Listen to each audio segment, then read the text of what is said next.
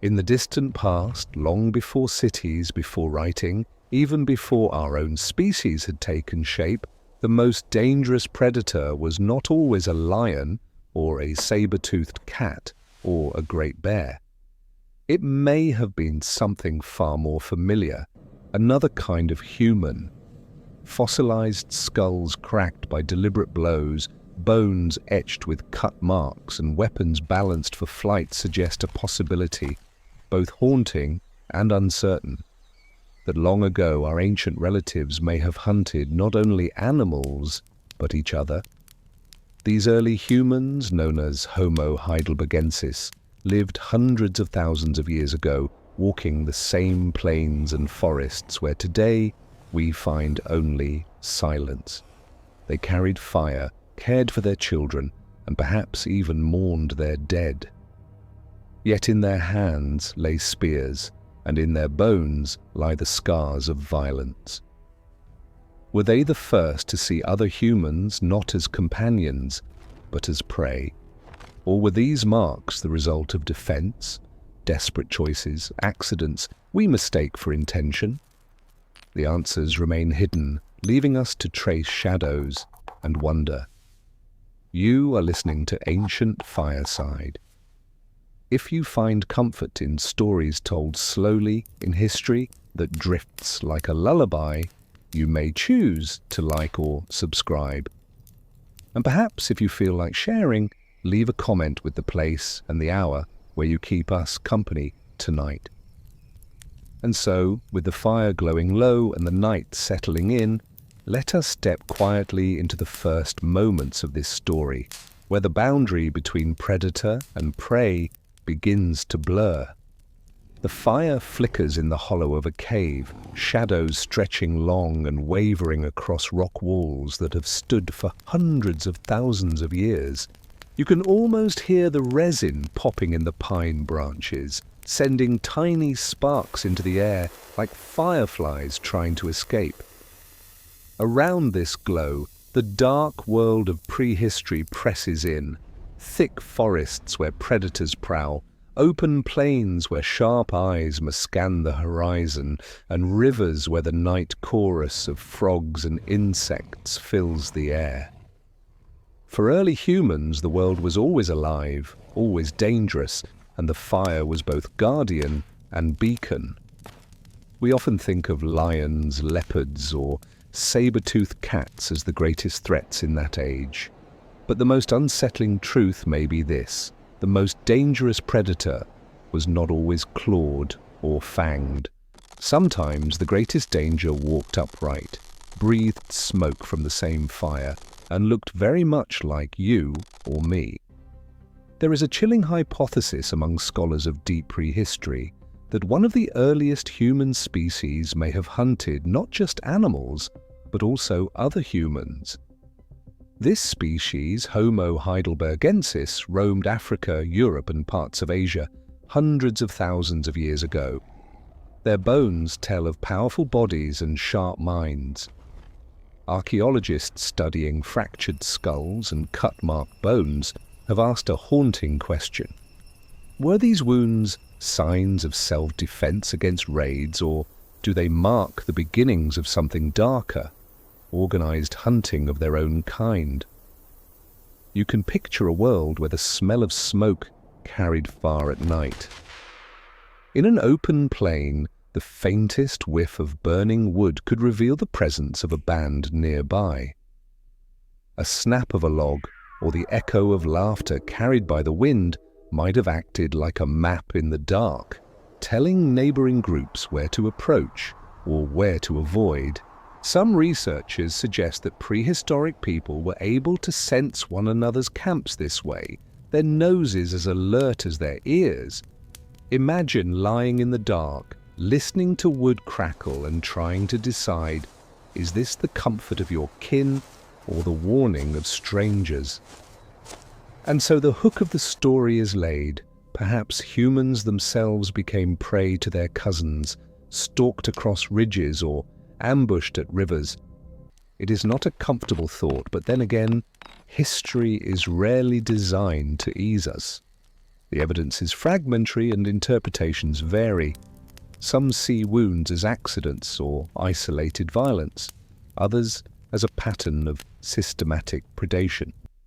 In the silence of caves and burial pits, we must weigh these possibilities slowly, carefully, like turning a stone over in the palm. Yet the question itself is enough to make the embers shift in our minds. Could there have been nights when a band of humans sat by the fire, not fearing lions or hyenas, but listening for the footsteps of other humans approaching from the dark? It is a question that brings us closer to their lives and perhaps closer to our own past instinct. This tale does not rush to judgment. Prehistory never gives us all the answers. But the story begins here, with firelight, with bones bearing silent marks, with the thought that the fiercest hunter of humans may always have been human itself. As the flame crackles lower, the smoke trails into the night, carrying with it the uncertainty that will linger. The warmth of the fire touches the skin, but the thought of what lurks beyond its circle stays colder. In that uneasy balance, we find the beginning of the journey. And from this image of fire and uncertainty, we drift gradually into the shape of the species itself, the form and mind of Homo heidelbergensis, broad-shouldered and strong, striding out into the chill winds of the Ice Age world. The fire burned low inside the imagined cave, its glow pulsing across damp stone walls. Shadows stretched, hunched, and folded, mimicking the bodies of long-gone hunters who once stood in places not unlike this. Among those early people, one species emerges like a shape from the smoke, Homo heidelbergensis. Their presence belongs to a deep time, stretching back roughly 700,000 years and fading around 200,000. That span is difficult to hold in the mind, so instead picture the seasons of their world. Glacial winds scouring the plains, summers brief and harsh, rivers swollen by meltwater, forests trembling with the steps of giant beasts. Against such a backdrop, these humans carried themselves with a build that was unmistakable. Their bones were thick, their shoulders wide, their height close to our own. In a world where survival demanded strength, their bodies were tools as much as vessels. Imagine their figure in the cold dusk, legs steady in the mud, chest heaving against layers of furs or hides, the arc of a thrown spear already inscribed in the rotation of their hips. Archaeologists studying their remains often point out the robustness of the shoulder joint, the broadened angles of their limbs. It is not simply that they were strong, their skeletons were tuned for motion, for the act of sending a weapon forward with the snap of the body behind it. The gesture of throwing, a rotation of the torso, an opening of the shoulder, was not accidental. It was adaptation etched into bone across generations. You can almost hear it, the rush of wood slicing the air, the dull impact on hide or flesh beyond the firelight. Their heads carried something else that marks them as kin. The skull of Homo heidelbergensis held a brain of about 1,200 cubic centimeters, not far from our own average. It meant room for coordination, memory, and imagination. It meant they could act together with purpose. Around a kill site, their voices may have lifted rough but rhythmic, calling instructions.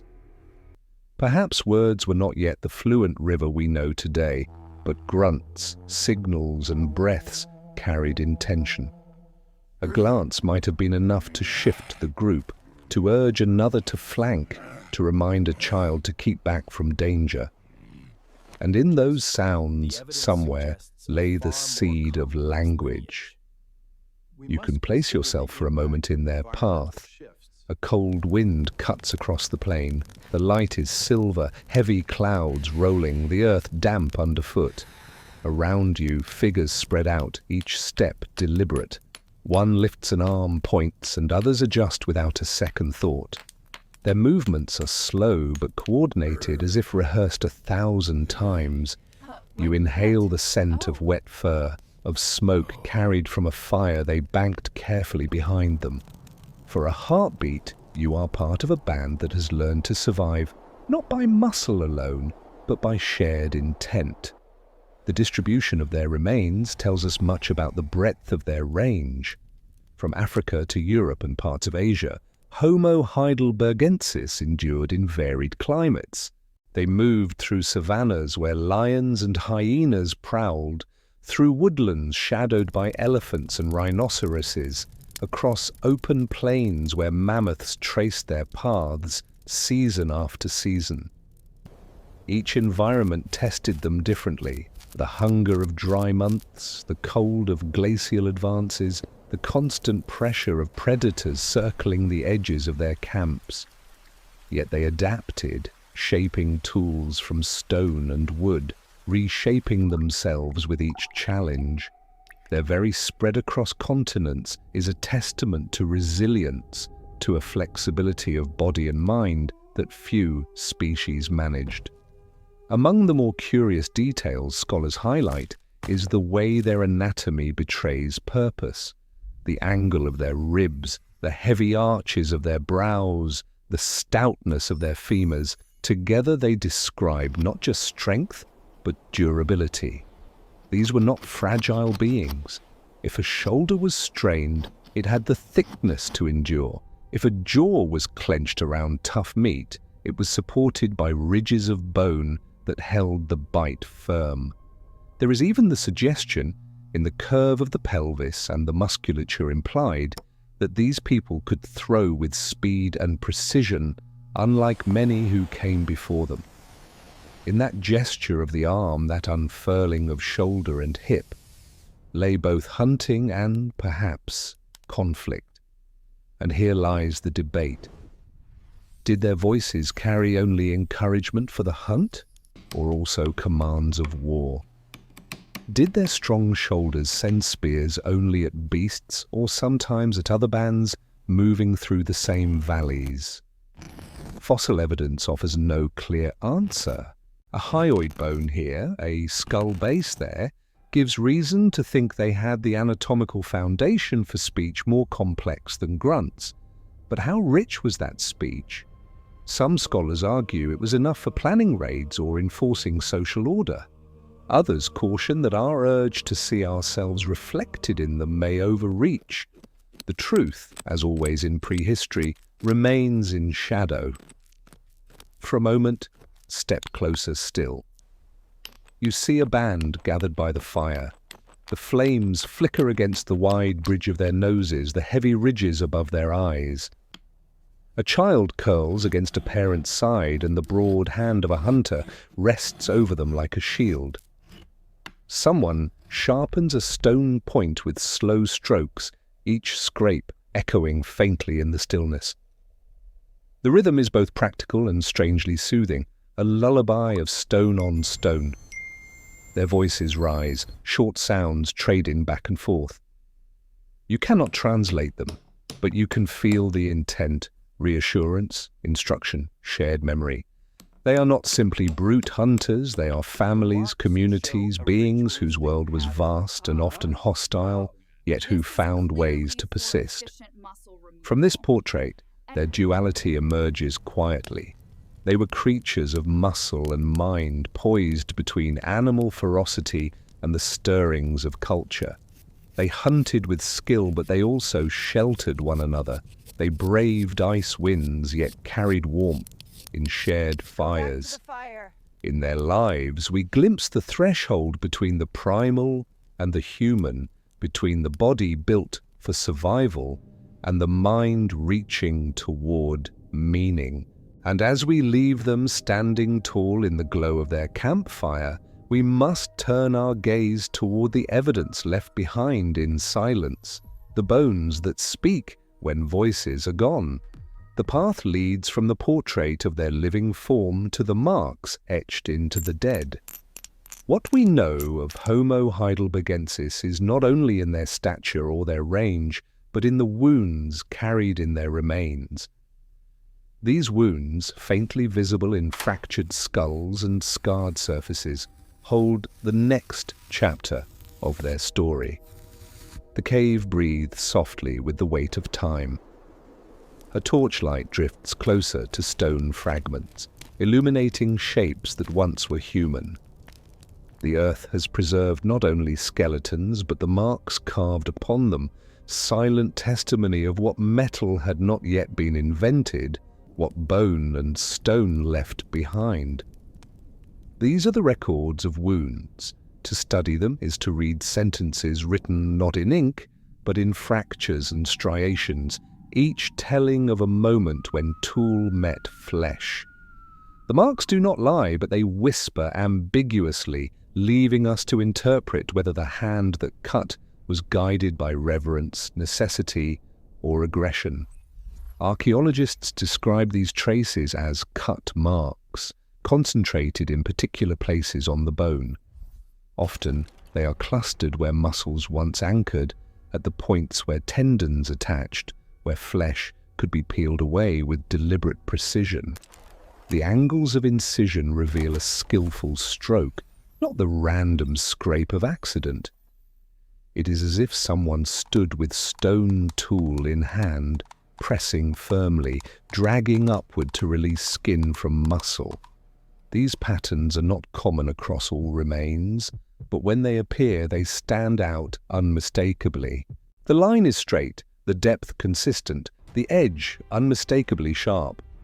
Step closer with your imagination. You see a skull resting on soil, its surface dulled by centuries. Yet on one ridge, a faint groove gleams under torchlight. It is a line no natural force could create, a shallow valley carved by stone against bone. Alongside it, a second groove parallels the first, both angled just so, as though someone had repeated the motion to ensure completion. These are the signatures of the ancient craftsman, not of an artist working ivory or shell, but of a butcher whose medium was human remains. The striations resemble handwriting, a script without letters. Each mark speaks of the pressure applied, the hand that steadied the tool, the hesitation or confidence of the cut. There is something almost intimate in the idea, the tool pressed so close, guided so near the contours of the face, around the muscle anchors of jaw and cheek.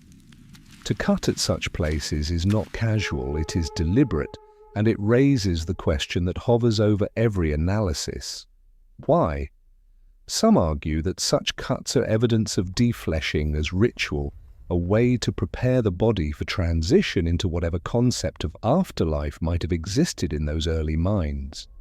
Just as later, cultures would anoint, embalm, or wrap the dead, perhaps these earlier people stripped flesh as an act of reverence, laying bones bare as a gift to earth or sky. Others disagree. The cuts appear practical, not ornamental, too reminiscent of the marks left when animals were processed for meat. To them, the evidence suggests cannibalism, whether driven by hunger in desperate winters or by the darker logic of treating rival groups as prey. Imagine yourself holding one of those stone tools. It fits uncomfortably but securely in your palm. The edge is sharp enough to bite, but not smooth like a modern blade.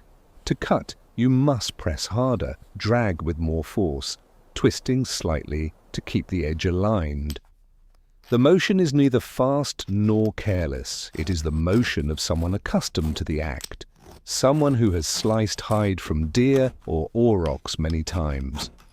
The difference here is only the material beneath the edge, not antler, not boar, but another human being. You can almost hear the scrape, feel the vibration running through bone into your hand. It is a detail both chilling and fascinating, for it connects us across a gulf of hundreds of thousands of years to the tactile memory of an ancient worker. Scholars speak of these marks as a kind of signature. Each tool leaves its own microscopic pattern, depending on the angle of percussion, the flake scars along its edge. Under magnification, one groove might reveal fine striations where a tool chipped unevenly. Another might show smooth walls from a recently sharpened blade. These details allow modern researchers to reconstruct the motion: downward slice, upward pull, sideways drag. In essence, they are reading the choreography of hands that moved long before recorded history. It is remarkable to think that such choreography is preserved not in story, but in scar. And yet interpretation remains contentious. One researcher may stand before a skull and declare it ritual, citing the concentration of cuts at symbolic points. Another may look at the same skull and see butchery, efficient removal of flesh to reach marrow or muscle. A third may shrug, reminding us that absence of evidence leaves room for multiple reading. What unites them all is acknowledgement that the cuts were deliberate, repeated, intentional. The rest is debate, as shadowy as the flicker of torchlight on stone. Consider for a moment the atmosphere around such an act. Imagine a body laid out near a fire, the smell of smoke clinging to skin. A group gathers, some turning away, others stepping closer with tools ready. The first cut is slow, tentative, but once begun, it continues methodical. Children are ushered back, elders murmur, the rhythm of scraping fills the night. Is this mourning or feasting? Is it devotion or desperation? We cannot know. But the image lingers, shaped not by imagination alone, but by the real evidence inscribed in bone. Even in this ambiguity, the bones tell us something certain. They reveal that humans of this period, Homo heidelbergensis among them, were capable of complex action directed toward their own kind. Whether as prey, as honored dead, or as enemies, the human body itself became a focus of deliberate treatment. That is no small realization. It shifts the boundary of human behavior backward in time, showing us that questions of violence, of ritual, of morality did not begin with modern humans, but were already unfolding in earlier chapters of our lineage.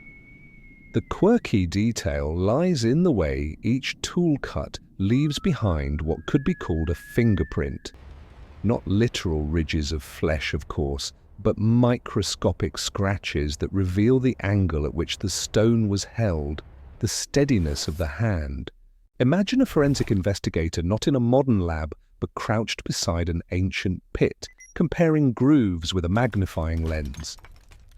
Each groove is like the flourish of a pen, a flourish left by someone who never knew they were writing. In that sense, these hunters and mourners carved a form of authorship onto their companions, one that endures long after voices fell silent. From the perspective of history, the debate may never close. Were these marks signs of reverence or consumption? Both readings may be true at different times in different groups. The only certainty is that the body was handled with deliberate intent, and that intent carried meaning for those who performed it. In the end, the cuts are not simply wounds, they are stories etched into the hardest material of our bodies, waiting for light to fall on them again. As we step back from the bones, the torch still flickering, the air grows heavier with the knowledge that these wounds will guide us deeper into the earth. Ahead lies a chamber in Spain where thousands of fragments rest, their collective silence broken only by the story of one skull struck twice. It is toward that darkness and the testimony of Cranium 17 that the path now bends. A shaft of torchlight descends into a cavern where silence has lain for hundreds of thousands of years.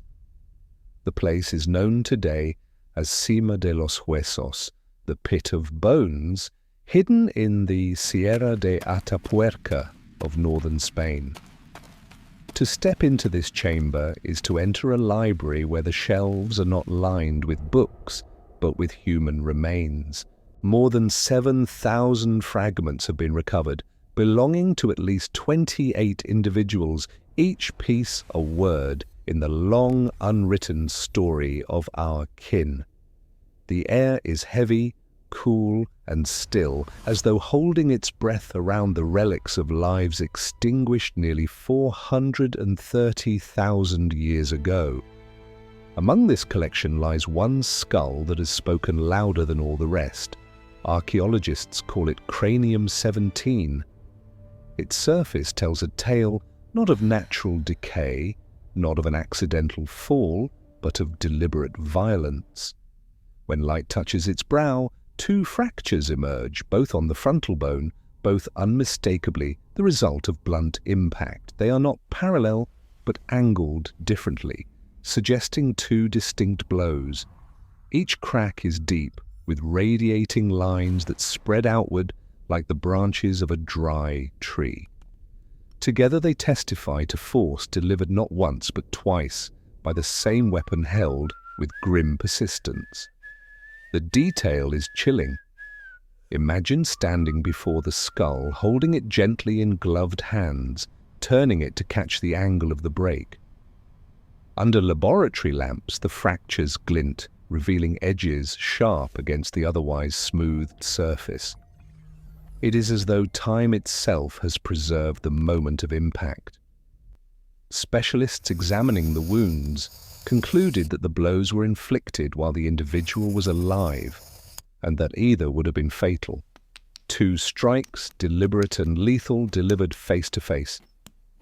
There is no suggestion of accident. No beast's claw or falling rock could produce such symmetry. This is human against human hand-wielding tool, intent focused on ending life. For a moment, shift perspective into the ancient night. The fire has burned low, casting long shadows. Two figures stand locked in confrontation. One raises a weapon, perhaps a stone-weighted club, perhaps a branch hardened by fire. The strike falls, heavy against the forehead. The sound is dull, a sickening crack. The victim reels, but a second blow follows swiftly, sealing fate. Around them, others may have watched, silent or shouting, complicit or horrified. We cannot know the cause, rivalry, punishment, sudden rage. What we do know is that someone chose to strike again, ensuring that life ebbed from the one before them. The quirky detail here lies in the way modern investigators reveal these injuries. They often bring replicas into darkened rooms and pass light across the fractures, allowing shadows to emphasize the ridges. It is almost theatrical, as though the skull itself were illuminated on a stage, its wounds unveiled by a sweep of flame. In a sense, the ancient crime scene is reconstructed through the choreography of light. The flicker reveals not just damage, but intent, allowing us to glimpse the story without words. Imagine the hush in the laboratory as the fracture glows under the lamp. Scholars leaning closer, their breaths slow, as if afraid to disturb the silence of the dead. The great debate surrounding Sima de los Huesos is not only about the violence, but about the very nature of the pit itself. Was this chamber a place of burial, where the dead were laid with a form of intention that prefigures ritual? Or was it a natural trap, a geological hollow into which bodies fell, gathered over centuries by chance? Some argue that the accumulation of so many remains concentrated in one place suggests deliberate deposition.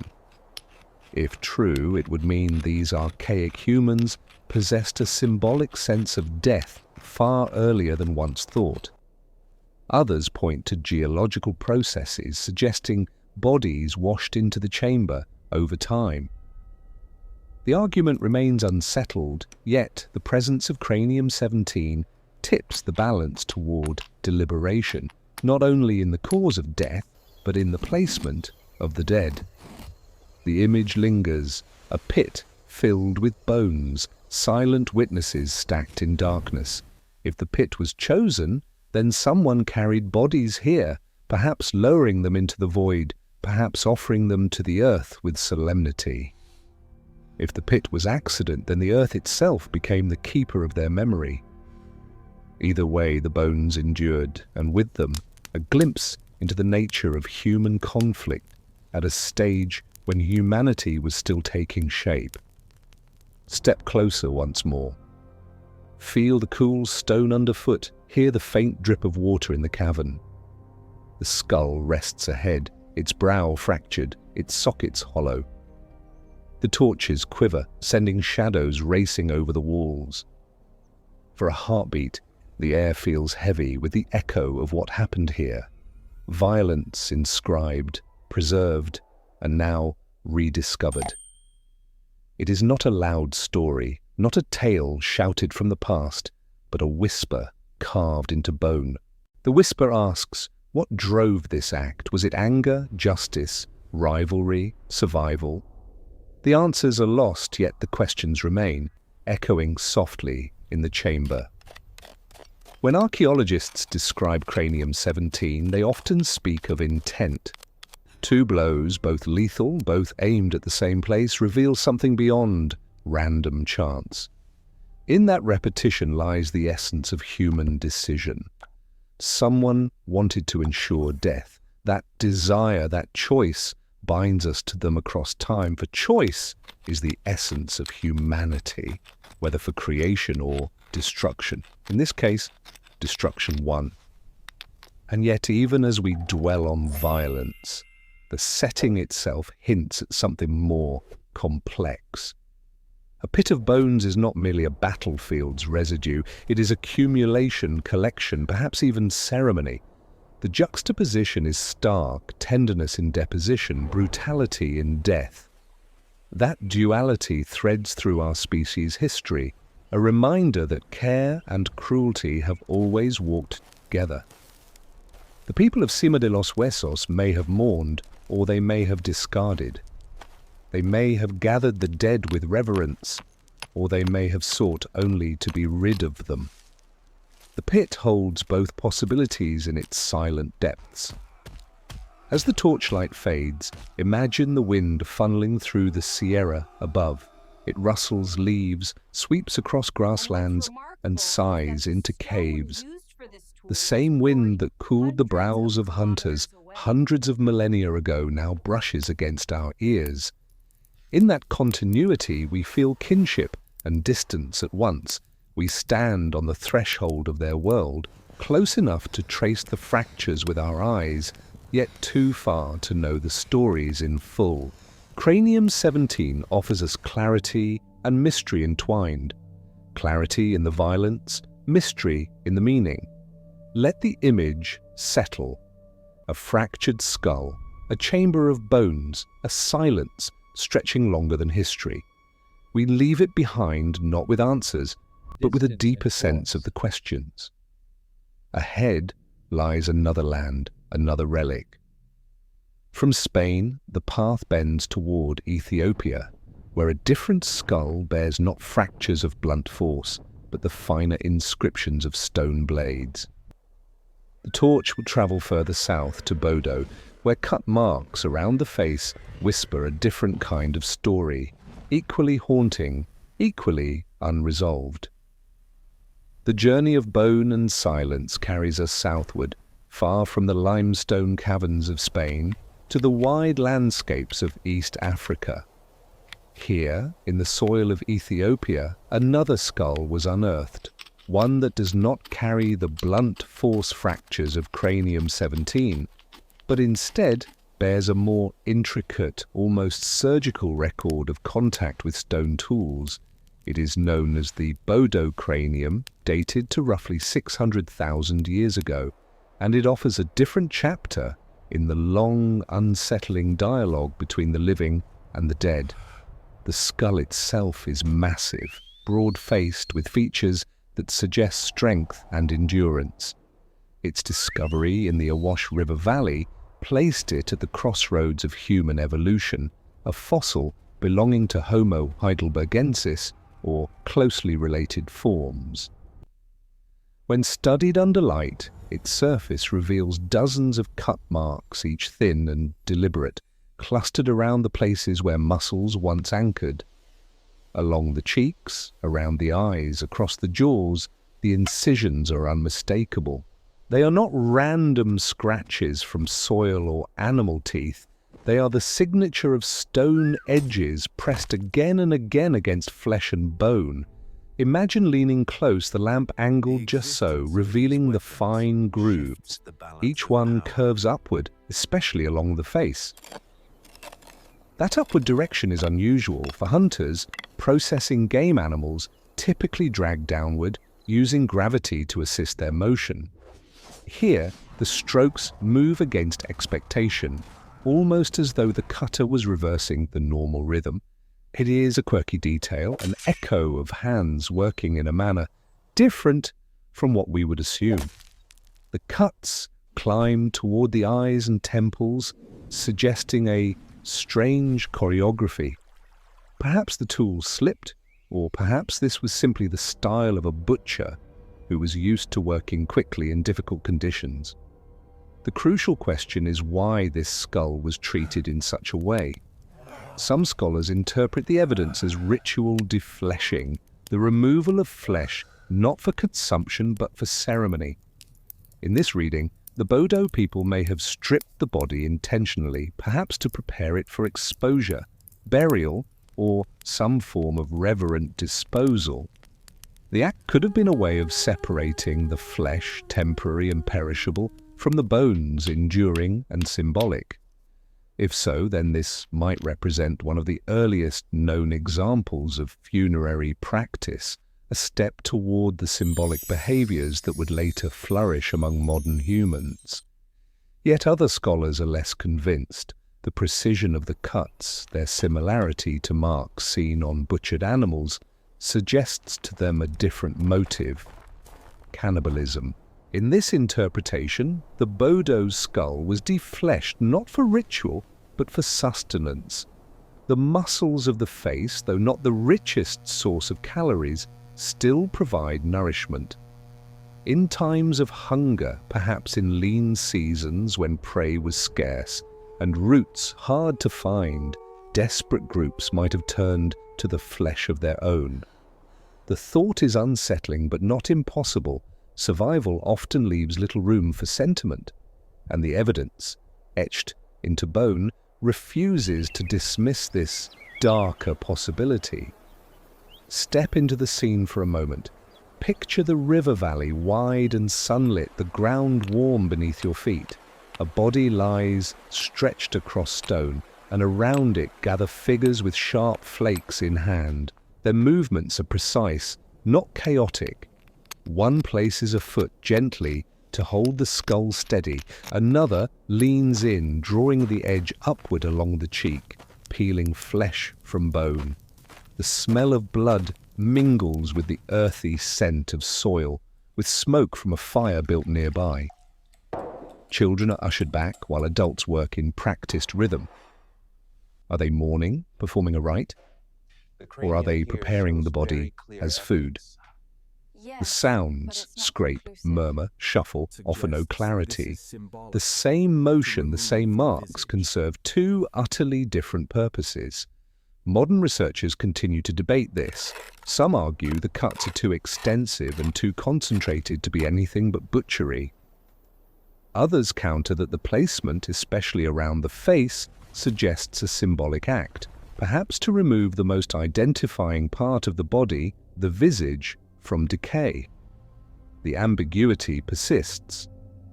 What is clear is that the Bodo cranium represents intentional, deliberate modification by human hands. Whether sacred or profane, it signals a capacity to treat the human body as an object of action after death, a concept that reaches deep into the roots of culture. There is another layer of mystery. The Bodo skull was found in isolation, not accompanied by other remains. Was it set apart deliberately? Was the body dismembered, the skull kept for a time before being left at the site? Such questions widen the interpretive gap, pulling us further into speculation. The absence of context makes every groove more important, every scratch a potential clue. In this way, the skull becomes less an artifact than a riddle, whispering across the ages without ever resolving into certainty. And yet, despite the grim possibilities, there is something profoundly human in the attention given to the body. Whether to honor the dead or to feed the living, the act required knowledge, cooperation, and intention. The hands that worked the flesh were skilled, the eyes that guided them focused. It is a reminder that even in brutality or necessity, there is agency, a choice. The Bodo's skull, like Cranium 17 before it, places choice at the heart of our ancestry. Consider how modern science deciphers this. Microscopes trace the striations, measuring depth and angle. Experiments with replica tools reproduce the marks on animal bone, comparing stroke to stroke, searching for match. In doing so, researchers connect across millennia with the very gestures of ancient hunters. Each scrape, replicated in the lab, replays a moment that once took place under the African sun. In this way, the skull becomes not only a fossil, but a stage for reenactment, its grooves instructing us in the choreography of hands long vanished. For the listener, it is enough to picture the skull lying under dim light, grooves catching shadow, the silence of the valley pressing close. There is an undeniable intimacy in leaning so near, tracing marks that were made by human intention. It is as though we are intruding on a scene we cannot fully comprehend, a ritual or a meal, frozen in its aftermath. The ambiguity itself is haunting. We are left hovering between reverence and revulsion, unable to rest fully in either. The story of the Bodo cranium, therefore, is not one of answers, but of tension. It reminds us that the past often resists our categories. Ritual and survival, reverence and hunger may not have been separate in the minds of those who lived 600,000 years ago. For them, the line between sacred and practical could blur, as fire both warmed the living and consumed the dead, as tools both hunted animals and carved human flesh. The skull embodies that blurred line, and in doing so, it confronts us with the complexity of our own ancestry. As the light fades from the valley and shadows lengthen, the grooves on the skull seem to deepen, drawing our gaze further inward. We are left with questions rather than conclusions, with echoes rather than clarity. The Bodo cranium does not tell us whether its people mourned or consumed, but it tells us they acted deliberately, they made choices, they inscribed those choices into bone. That alone is enough to bind us to them across time.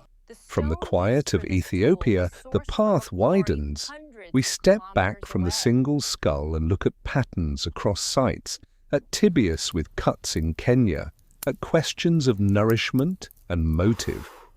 The story will shift from individual relics to the broader canvas of energy and survival, asking whether the consumption of human flesh was ever about calories at all, or whether something deeper, power, dominance, exclusion, lay behind it. The torch we carry through this long corridor of time now drifts farther back still, to East Africa once again, where the ground preserved a fragment not of skull, but of leg. It is a tibia, the weight-bearing bone of the lower limb, found in Kenya and dated to nearly 1.5 million years ago. At first glance, it is nothing more than a fossilized shard, smooth and weathered, but on closer inspection it reveals a series of thin incisions etched across its surface. They are not the random scratches of sediment or claws. They are deliberate, made by stone tools, running in patterns strikingly similar to those on animal bones processed for food. It is one of the earliest known examples of a human bone bearing evidence of butchery. And it unsettles us because it pushes the act of consuming our own kind deep into prehistory. The cut marks on the tibia are small, angled, and repeated. They cluster around the shaft where muscles once clung, as though someone deliberately stripped flesh away.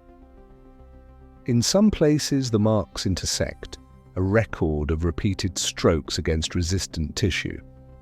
To the trained eye, they are unmistakable, traces of a hand moving stone against bone in purposeful rhythm. We stand then before a leg that once walked the plains, a leg that was cut, scraped, and consumed. Whether the consumer was a starving band of Homo erectus or another early species close to them, we cannot say. What we can say is that the act took place, and its traces endure after more than 1 million years. From this point, researchers ask not just whether cannibalism occurred, but why. One line of reasoning begins with calories. Human flesh, though edible, is not an efficient resource compared to the great beasts of the plains. A butchered zebra, antelope, or elephant yields far more energy than a single human body. Studies that calculate caloric return show that the muscle mass of a human may provide sustenance for a small group for a short time, but nowhere near the abundance of a large ungulate. To rely on humans as prey would be irrational, a poor strategy for survival. This fact introduces doubt. Perhaps such acts were rare, born of desperation in times of famine. Perhaps the motivation was not calories at all. Imagine for a moment those plains, the sky wide and brilliant, the horizon rolling with tall grass. A group huddles near a fire, but not just any fire. They carry it with them, tucked inside a hollowed piece of bark or a bundle of dried grass, embers glowing softly as they move from place to place. This quirky practice, sometimes called the mobile hearth, allowed early humans to preserve flames rather than start them anew each night. Picture the faint smoke curling from a carried ember, a companion across miles. It is in this context of ingenuity and adaptation that the darker possibility of cannibalism arises. These were people capable of forethought, of carrying fire, of planning hunts. If they cut into one of their own, the motive may not have been only survival, it may have been symbolic, territorial, or social. Here the debate widens. Some scholars argue that the cut marks represent ritual violence or acts of dominance. To consume the flesh of a rival might have been less about feeding the stomach and more about sending a message: we are stronger, we erase you, we incorporate your strength. Others counter that the simplest explanation is often correct. Hunger drives strange choices, and in lean seasons, when herds migrated away or drought shriveled the land, a body at hand may have been the only option. The truth may lie in a tangle of both motives: survival mixed with symbolism, nourishment entwined with the assertion of power. Step closer into the imagined circle of firelight. A band gathers, the carried ember placed into dry tinder until flame rises once more. The smell of smoke clings to skin and hair. A limb is set upon the ground, a tibia like the one now resting in a museum drawer. Stone tools scrape against it, the sound crisp in the still air. The meat is meager, yet it is shared, each mouthful a mix of necessity and something harder to name. Children watch with wide eyes, learning not only how to cut and chew, but also what such acts mean within their group. Do they see it as survival, as taboo broken, or do they simply absorb it as part of the unspoken order of their world? In that silence lies the mystery. What the tibia from Kenya proves is that the act of cutting human flesh was not an invention of recent millennia. It stretches deep, embedded in the roots of our lineage. Whether it was a rare event or a recurring practice, it forces us to confront a fact about our ancestors. They were not bound by the moral boundaries we take for granted. They lived in a harsher equation, one in which hunger, conflict, and dominance intertwined without clear separation. To eat another may have been survival, or statement, or both. The grooves carved into bone do not tell us intention, only action. In modern laboratories, the bone is studied under magnification, its grooves measured and catalogued. Researchers compare them with cut marks on animal remains, noting the similarity in angle and depth. They recreate the motions with replica tools, striking animal bones to see the same intersecting lines appear. Each stroke in the lab replays a stroke from the past, bringing the ancient action into the present.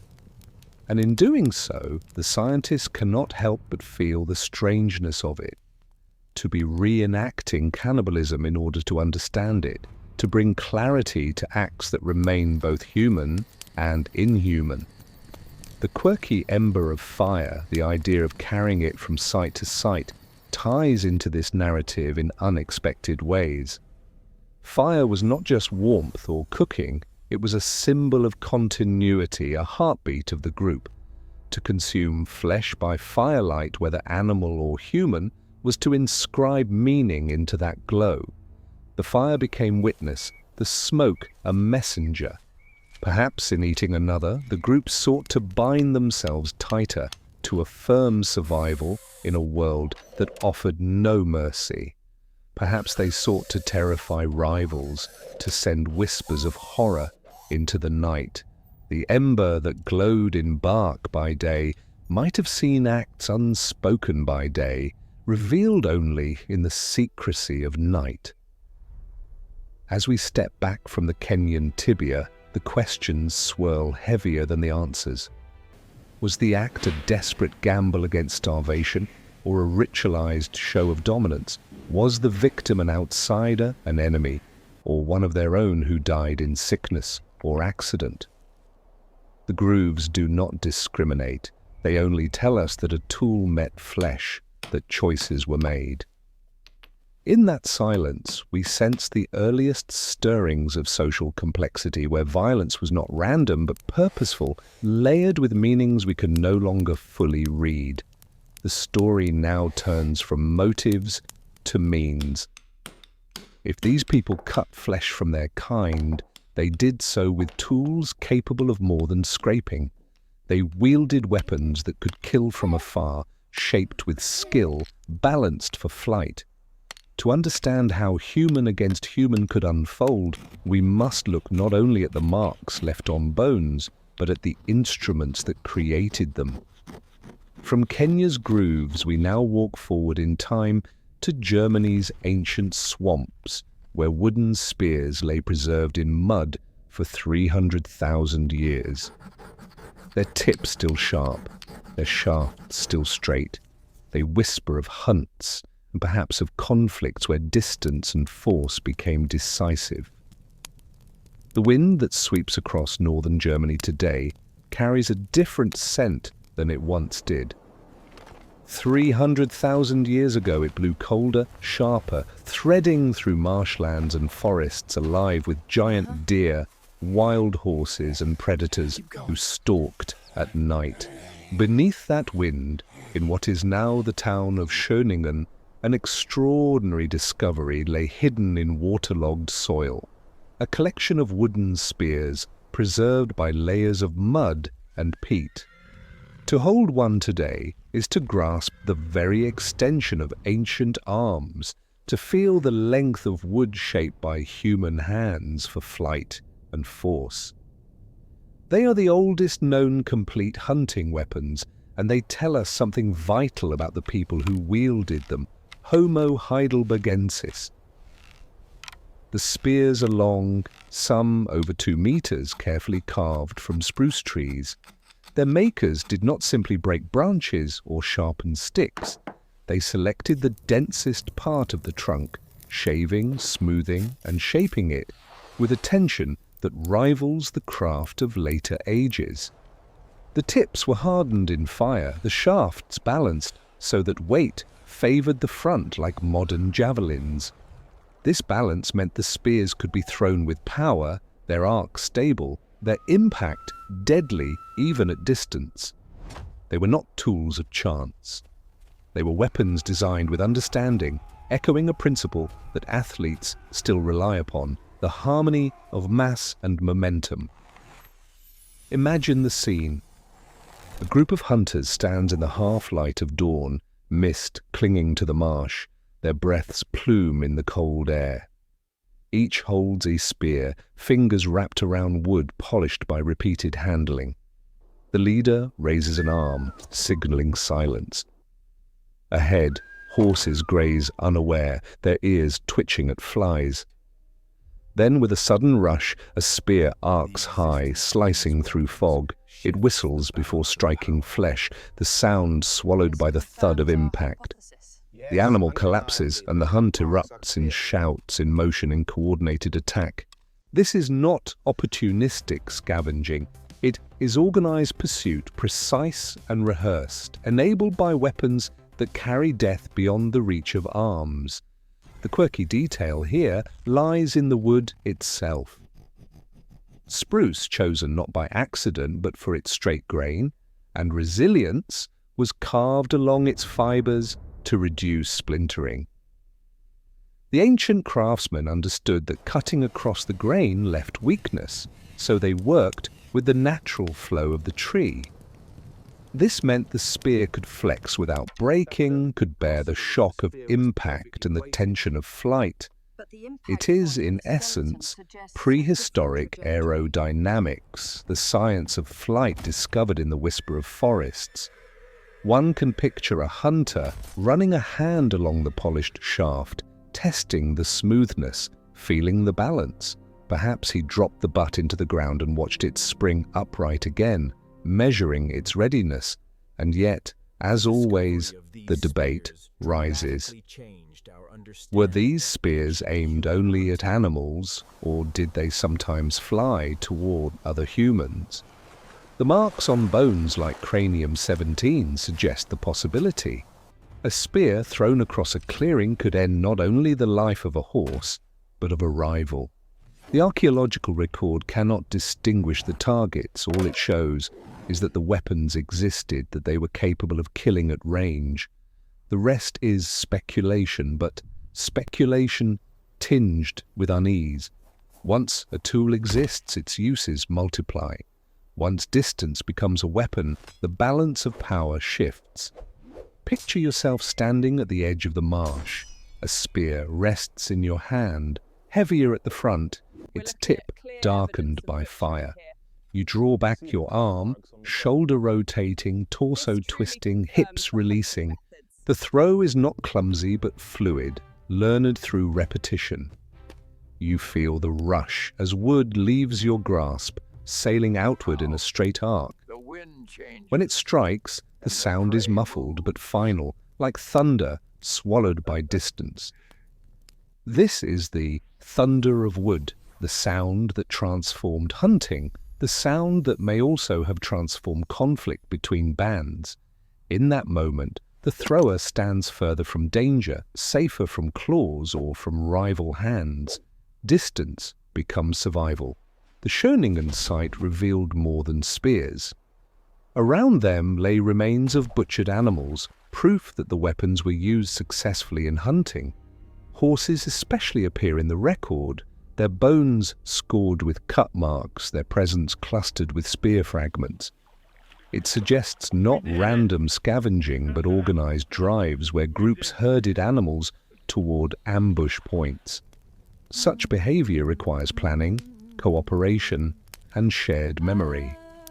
It hints at communication rich enough to coordinate roles, to anticipate outcomes, to pass knowledge between generations. The spears, therefore, are more than wood. They are material proof of minds capable of envisioning action before it unfolded. Archaeologists reconstruct these hunts in experiments, throwing replicas across fields, measuring distance, velocity, and penetration.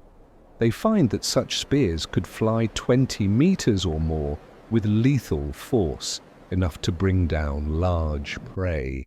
Watching a spear arc across a modern field, one cannot help but imagine the same motion across a Pleistocene marsh, the same shouts, the same thrill of success. It is a continuity of gesture that stretches across 300 millennia, binding us to those hunters in ways words cannot. And still, the ambiguity remains. Did those same spears sometimes pierce human skin? Did bands facing one another across contested ground hurl them in anger, in defense, in conquest? No direct evidence confirms it. Yet the possibility hovers like mist above the marsh because the capability was there.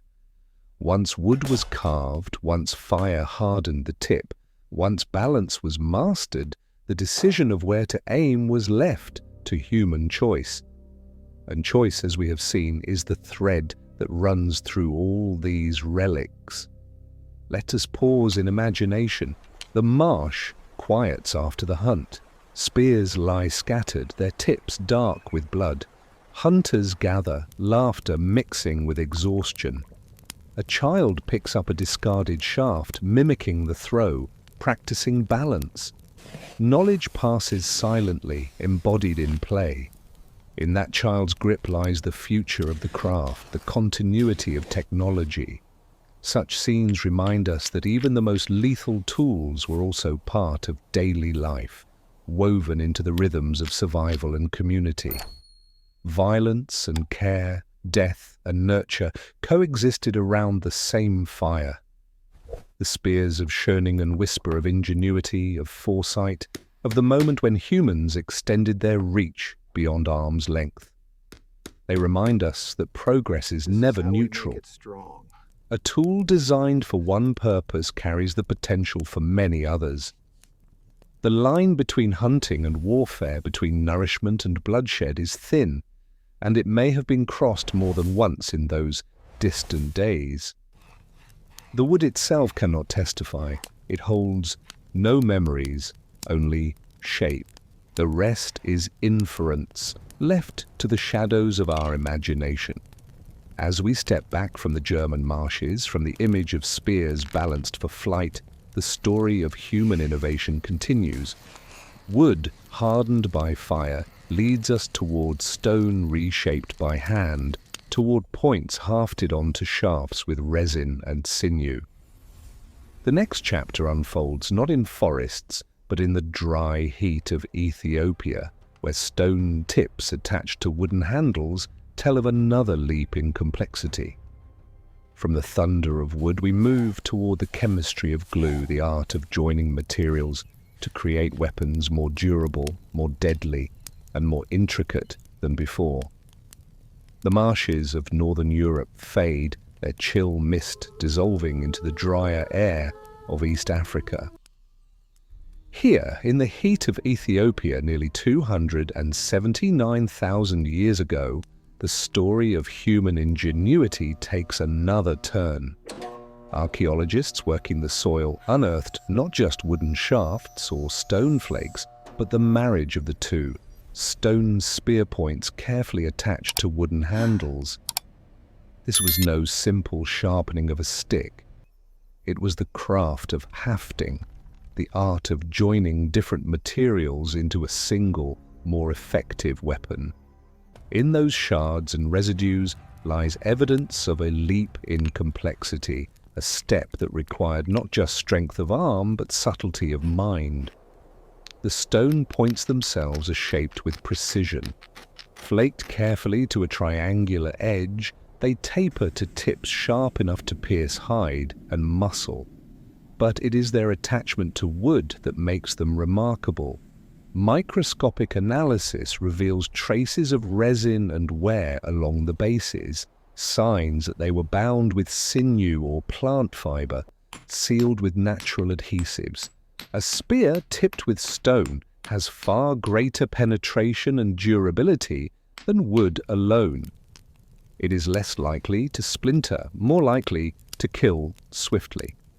The innovation represents not only technological progress, but a new way of thinking, combining resources, experimenting with bonds, mastering chemistry in the most primal form.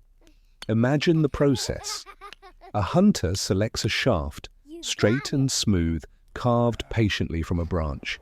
Beside him lies a flaked point of volcanic rock, edges still razor-sharp from its creation. To join them, he gathers sinew stripped from a hunted animal or fibers twisted from plants. But binding alone is not enough. He needs glue, something sticky and strong, something that will harden into permanence. For this, he turns to the gifts of the trees. Birch, when heated in the absence of air, yields a dark, tar-like substance. It is a process that requires foresight. Bury bark beneath soil, ignite fire above it, allow heat to seep down slowly. The result is resin that oozes like black honey, tacky and fragrant, ready to hold stone to wood. It is, in its way, the first chemical engineering. The quirky image is easy to savor. Picture a cluster of hunters crouched around a shallow pit, smoke curling from the ground as birch bark smoulders beneath. The smell is unlike ordinary fire, sweeter, heavier, laced with hints of oil. One of them stirs the tar with a stick, testing its texture. It clings to his fingers, stringy and dark, refusing to let go. They laugh softly at the mess, smearing it on stone, wrapping sinew tight, sealing the bond. In their hands, a tool is transformed into a weapon. The smell of tar mingles with the smoke of campfires, a sensory signature of progress. The hafted spear points discovered in Ethiopia represent one of the earliest known uses of adhesives. To create them was to understand a sequence, choose materials, prepare binding, apply heat, wait, assemble. This sequence implies planning, patience, and memory. It hints at a proto-scientific mindset where trial and error led to reliable technique. Such knowledge had to be shared, taught, passed down across seasons.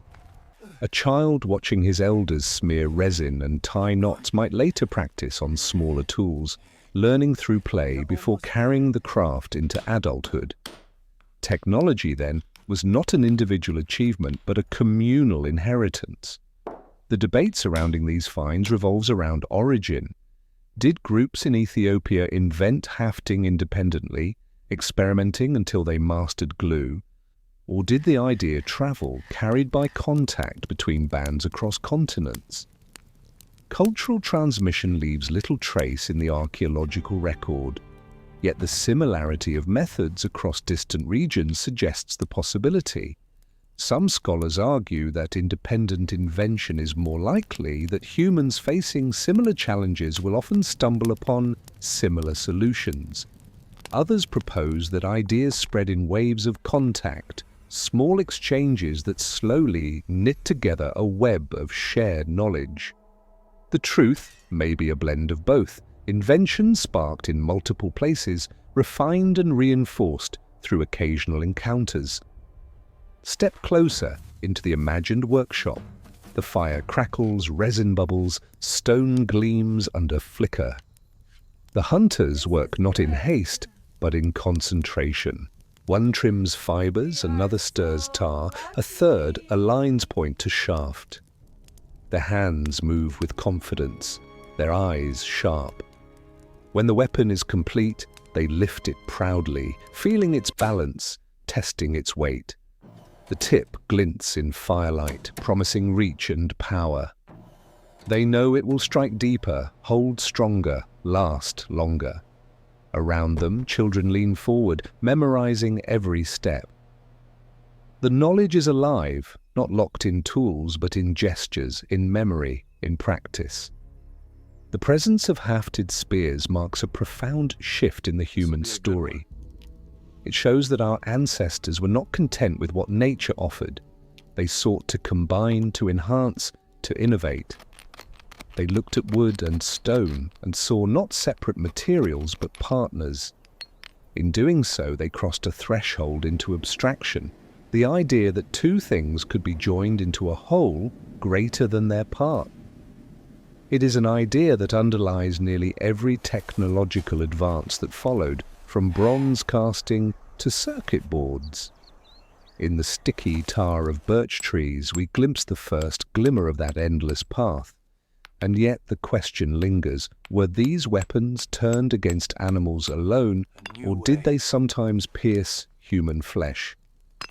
The record is silent. A hafted spear is deadly against deer or antelope, but equally deadly against rivals.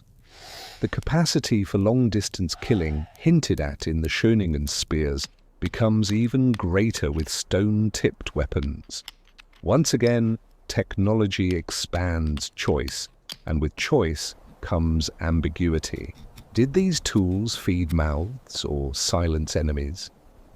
Did they bind communities together in shared hunts or divide them in bloody conflict?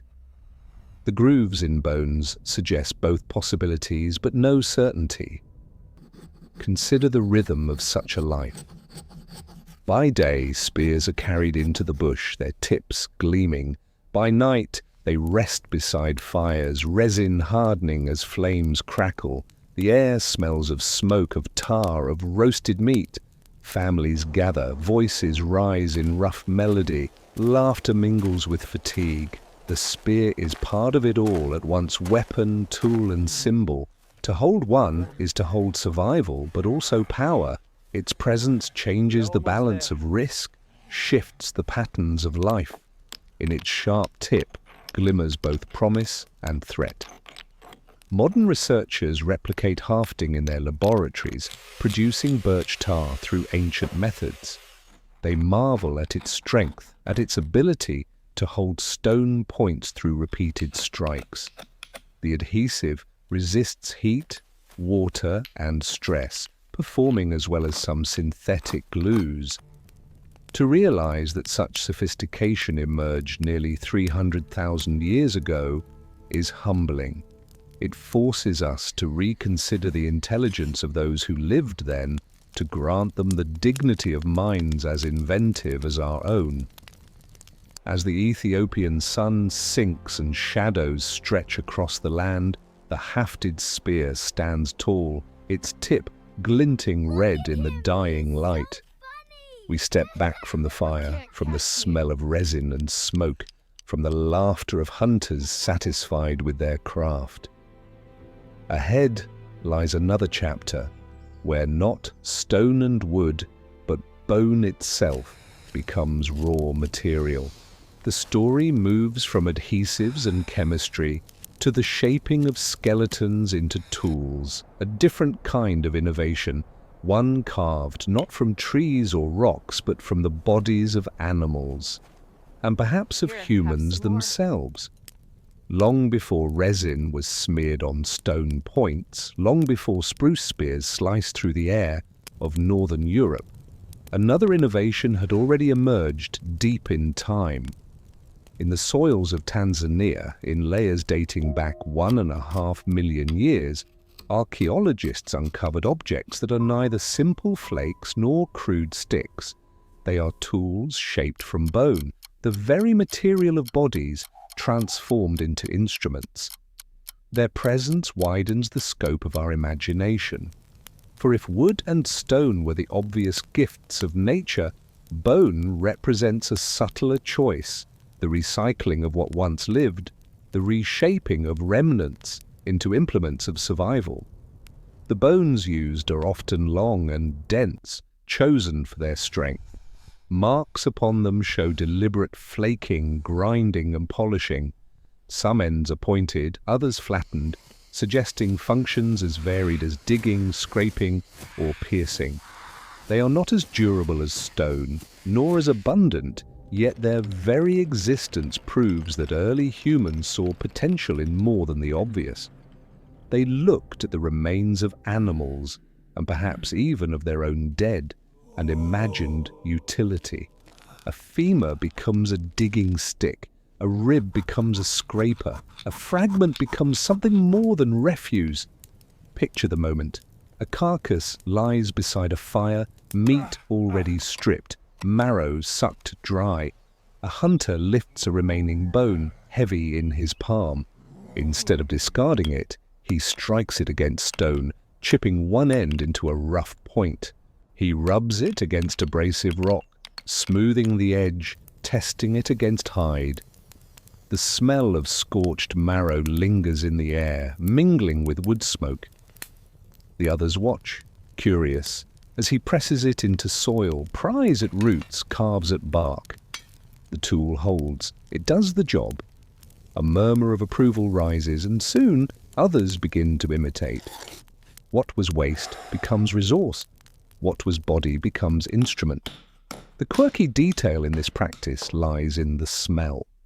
Burn bone on a fire, and it emits a distinctive odor, sharp, acrid, unlike wood or meat. To know when to remove it from heat is to pay attention not only to sight, but to scent. Too long in flame and the bone becomes brittle, cracking to useless shards. Pulled at the right moment, it retains hardness, strengthened by a light charring that seals its surface. Imagine a hunter crouched close, nostrils flaring, waiting for that signal scent. The rising smell guides his hand as much as sight or touch. It is chemistry taught by the senses long before words existed to describe it. The debate around these bone tools is significant. Some scholars argue they represent improvisation, moments of necessity when stone was scarce, when hunters turned to what lay around them as a quick solution. Others propose that they signal a standardized industry, a consistent tradition passed down generations, reflecting cultural learning. Were these isolated experiments, or was there a lineage of bone working that extended across landscapes and millennia? The tools themselves offer hints, but no clear answer. Similar forms appear in multiple sites, suggesting patterns, yet the variation is wide and the absence of abundant examples leaves room for doubt. The question remains unresolved, a reminder of how much of prehistory lies hidden, waiting to be read from fragments. Step into the imagined workshop. Bones lie scattered, some fresh, others dried and brittle. Hunters sit cross-legged, stone flakes in hand, shaping edges. The sound is steady, tap, scrape, grind. A child picks up a fragment, copies the motion, and laughs when it splinters. Another tries again, steadier this time, earning a nod from an elder. This is knowledge in motion, taught not in words, but in gestures, in demonstration and repetition. Tools are not just objects, they are lessons. Each finished scraper or digger carries within it the echo of hands that taught, of eyes that watched, of minds that remembered. The presence of bone tools forces us to rethink the creativity of our ancestors. It shows that they were not bound by habit, not limited to what was obvious. They experimented, they played with materials. They recognized that bone, though fragile compared to stone, had qualities worth using: lightness, flexibility, availability. It is easy to underestimate such choices, yet in the arc of human history, innovation often begins not with grand leaps, but with small experiments, with noticing what others overlook. Bone tools are precisely that, evidence of minds willing to try, to test, to discover. And again, the ambiguity of intention intrudes. Were these tools made from animal remains alone, or did human bones sometimes serve? If so, was that choice practical, symbolic, or both? The archaeological record does not answer, but the possibility lingers. A femur sharpened for digging may once have belonged to rival prey or rival kin. If it did, then the tool embodies a deeper duality: utility and memory, survival and transgression. To use the body of another as instrument is to collapse boundaries between living and dead, between ally and resource. Such acts complicate the story of our ancestors, making them at once ingenious and unsettling. Modern experiments replicate these tools, shaping cow bones into points, scraping hides, digging soil. The results show that bone can indeed serve, though it wears faster than stone. In this, too, lies insight. Early humans may have known that bone tools were temporary, made for short tasks, discarded when dulled. They may have been the disposable technology of their age, easy to craft, quick to use, replaced without regret. If so, then the scarcity of finds in the record may reflect not rarity of invention, but brevity of use, the ephemerality of bone in both function and preservation. Pause for a moment to feel the weight of a bone in your hand. Its surface is smooth, its interior hollow. You run a finger along the point, carved by stone, feel its sharpness, dulled by time. The smell of scorched marrow rises faintly in imagination, mingling with smoke and earth. Around you, hunters work in silence, each absorbed in shaping fragments. Their faces glow in firelight, their motions steady. You realize that what seems crude is in fact practice honed by repetition, skill passed from one generation to the next. In the crackle of fire and the rasp of stone, the sound of culture is born. The story of bone tools, then, is not one of grandeur, but of subtlety. It is a reminder that human ingenuity often resides in the overlooked, in the simple act of turning waste into resource. Whether improvised in hunger or standardized through tradition, these tools speak of minds attuned to possibility. They remind us that innovation is not only in the grand leaps, but in the quiet experiments, in the small decisions that ripple across generations.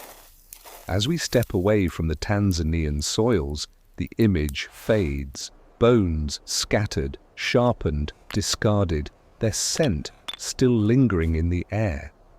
Ahead, the story shifts from the materials of tools to the structure of society. From what humans made, we turn to how they lived, bands of 15 to 30, families moving with the seasons, fires guarded through the night, care extended to those who could not walk alone. The next chapter unfolds not in objects but in relationships, not in tools but in the tender and tenuous bonds of community. The crackle of bone and stone fades, and in its place rises the softer murmur of voices gathered around a fire. If tools reveal the ingenuity of early humans, then the patterns of their daily lives reveal their humanity more deeply. Homo heidelbergensis and their kin did not live alone. They moved in bands of 15 to 30, small enough to remain mobile, large enough to defend themselves and share labor. This size echoed across hunter-gatherer societies even in much later times, balanced flexibility with safety. To picture them is to see not only hunters and tools, but families and rhythms, a web of connection stretched across the harsh landscapes of the Pleistocene. These bands moved with the seasons. In warmer months, they sought river valleys rich with plants and herds. In colder times, they returned to shelters, caves, rock overhangs, or makeshift camps of branches and hides. Archaeological traces suggest that groups often revisited the same sites year after year, drawn back by water, stone for tools, or game animals. This cyclical return formed a pattern, almost like a calendar, etched not on stone but on the land itself. To live this way was to weave memory into geography, to know which valley would flower when, which river would run high, which slope would trap the warmth of winter sun. Imagine the sounds of such a camp. Children laughing as they chase one another around the fire. Adults working hides, the rhythmic scraping of stone tools against skin. A low hum of conversation, gestures filling in where words faltered. The fire itself murmurs constantly, its glow spilling across faces, its sparks drifting into the dark. The group breathes together, their lives interlaced by necessity and by choice. In the hush of night, a baby stirs, soothed quickly by a parent's hand. Across from them, an elder stares into the flames, eyes reflecting both weariness and wisdom. This is not a tableau of brutality alone. It is a portrait of care, of community. Among the most striking pieces of evidence comes from skeletons showing severe disabilities, yet surviving into adulthood. One, with malformed hips, would have struggled to walk alone. Yet the bones tell us that this individual lived long enough to mature, long enough to leave behind a record of years. Survival in such a state would have been impossible without assistance. Others must have helped, carrying food, protecting, perhaps even carrying the body itself during moves. This suggests compassion, a willingness to support the vulnerable, an ethic of care embedded in the fabric of daily life. It complicates the image of a people defined only by violence. Alongside fracture and cut mark, we find endurance born of kindness. The quirky detail lies in their night routine, the calendar of fire. Fire was life, and so it had to be watched. At night, someone remained awake to tend the embers, feeding small sticks to keep the glow alive. The duty rotated, passed from person to person, ensuring that the flames never fully died. Imagine lying half awake, eyes on the red coals, listening to the breathing of companions, the sigh of wind outside the shelter. You poke the embers gently, watch sparks rise like tiny stars. Hours pass in quiet vigilance until dawn brings relief. This cycle of care bound the group together, a ritual of responsibility and trust. Each member, at some point, became guardian of the fire. The debate, of course, lies in how far this cooperation extended beyond the group. Did these bands trade, share mates, and exchange knowledge with neighbors? Or did they guard territory fiercely, greeting outsiders with suspicion or violence? Evidence is mixed. Stone tools found in some sites suggest movement of materials over long distances, hinting at contact. Yet skeletal trauma and clustered injuries point toward conflict. Perhaps both were true depending on circumstance. Cooperation in times of abundance, aggression in scarcity. Human behavior even then was likely fluid, shifting with seasons and pressures. And the question remains open, its answers hidden in unmarked graves and lost gestures. Step closer into the imagined camp. The evening meal is shared. Roasted meat, tubers dug from soil, berries gathered in woven pouches. Smoke drifts upward, carrying the smell of fat, sizzling on embers. Children press close, eager for morsels, while elders take slower bites. A mother hums softly, rocking an infant against her chest. Beyond the firelight, hunters check their weapons, preparing for the next day's foray. Dogs do not yet exist, but the howls of wild wolves echo faintly, distant yet near enough to chill the skin. The group huddles closer, drawing comfort from shared heat. Above them, stars spread across the sky, their patterns as ancient then as now, silent witnesses to countless nights of survival. In such moments, the contradictions of early humanity emerge clearly. The same hands that carved bone tools also stroked a child's hair. The same voices that shouted in conflict also sang in reassurance. Violence and tenderness, cruelty and compassion were not separate eras but simultaneous truths. To reduce these people to either monsters or saints is to miss the complexity of their existence. They were both, as we are both. Their camps flickered with light and shadow, as our histories do. Modern anthropologists marvel at the durability of such social structures. 15 to 30 remains the optimal band size in many small-scale societies today. It is enough to share tasks, to ensure genetic diversity, but not so large as to deplete resources. In this balance lies a kind of natural architecture of human life, one that has guided us for hundreds of millennia. It is humbling to realize that our ancestors lived within this architecture long before cities or kingdoms, long before writing or monuments. Their communities were small, but within them burned the same desires for belonging, safety, and meaning. The care for the vulnerable, revealed in healed bones, deepens this sense of continuity. It reminds us that even in times of danger, people chose to nurture. They expended energy not only on hunters and mothers, but on those who could not contribute fully. Such choices suggest more than instinct. They hint at values, at unspoken agreements, that life was worth preserving beyond its immediate utility. In this, perhaps, we glimpse the earliest roots of morality, fragile but persistent, glowing like embers tended in the night. As the night wears on, the fire dwindles, leaving coals glowing faintly. A lone figure sits awake, watching, adding twigs when the glow falters.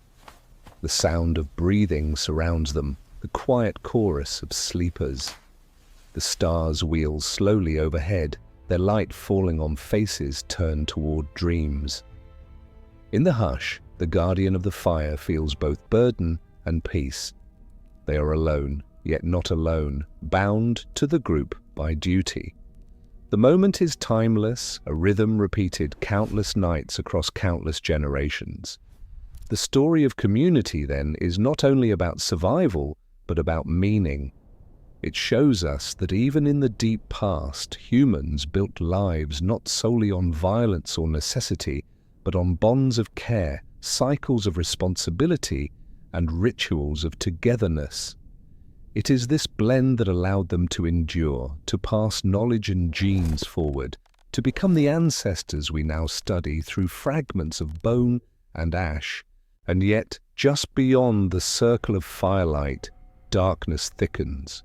For even as groups nurtured their own, they faced the question of what to do with the dead. Bodies did not simply vanish, they had to be placed, moved, or hidden. The same hands that fed children and guarded embers also lowered corpses into pits or left them in hollows.